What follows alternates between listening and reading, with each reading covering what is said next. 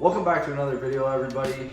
I am so excited to introduce to you guys a new project I'm bringing to this channel.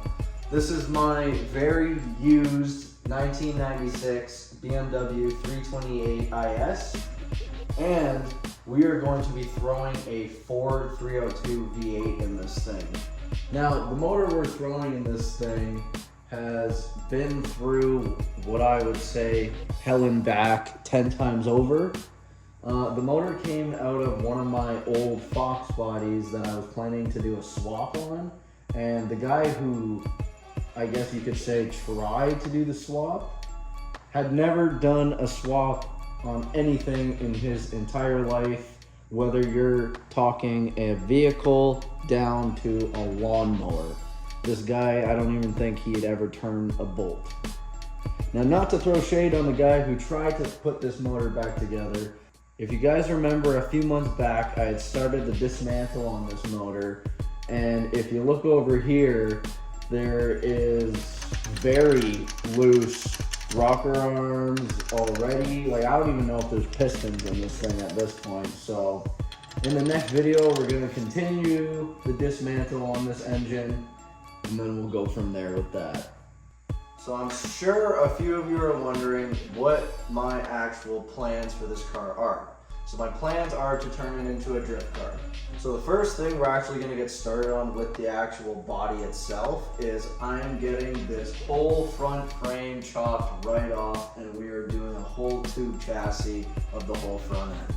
So the reason I want to tube chassis the car is because for the past few months I've been talking to a few buddies, and most of them have said, because I want to put a V8 in the car and the metal that BMW used for the front frame, with the power that I want to put down with this motor, it could potentially twist the frame. So my best option is right off the bat, just tube chassis it. So while this thing is being sent out, getting the tube chassis done, because obviously I'm not doing that, I am not qualified to do that, I'm going to be rebuilding the motor. We're going to be dismantling it. I'm going to send the block out. We're going to make sure that the block is actually good and we can actually use it. I am going to be boring the block out, and then we'll go from there with building it, and you guys will get to see what parts I'm going to throw in, stuff like that. Possible boost, not too sure. Might just want to keep it naturally aspirated for now so I can get the hang of drifting on a course, and then we'll see how it goes.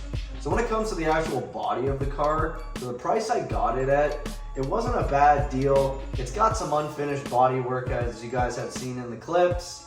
There is actually only one rot hole in the floor. It's not a huge deal. It's something I can patch, and since it's a drift car, who cares? I'm gonna be caging the car on the inside. It's probably gonna have a carpet. I'm just gonna take it out, freshen it up under there, give the entire interior a fresh paint job, and then put it back together the way I want it. So this car actually came exactly the way you guys see it. Came with no motor, no rad support, fresh window right here, but who cares, because like I said, we're tube chassising the front end. And when they pulled this motor out, they must have pulled this thing out with a truck, because some of the electrical connectors that are supposed to be under the dash are sitting right there. So don't say about that, but we'll deal with it maybe later.